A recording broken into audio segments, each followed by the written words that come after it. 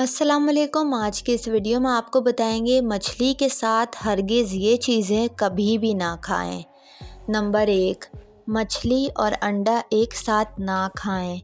Number 2, मछली के साथ दूध का इस्तेमाल हरगिज़ ना करें। नंबर 3, मछली के साथ मूली का इस्तेमाल हरगिज़ ना करें। नंबर 4, मछली के साथ चीज़ का इस्तेमाल हरगिज़ ना करें। नंबर 5, मछली के साथ केला कभी नहीं खाएं।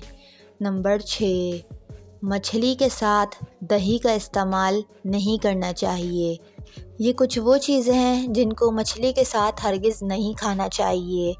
उम्मीद करती हूँ आपको ये वीडियो पसंद आई होगी। वीडियो पसंद आई हो तो वीडियो को लाइक और मेरे चैनल को सब्सक्राइब करके बेल नोटिफिकेशन ज़रूर ऑन कर लें, ताकि इसी तरह की इन्फॉर्मेटिव वीडियोज़ आप तक सबसे पहले पहुंचती रहे।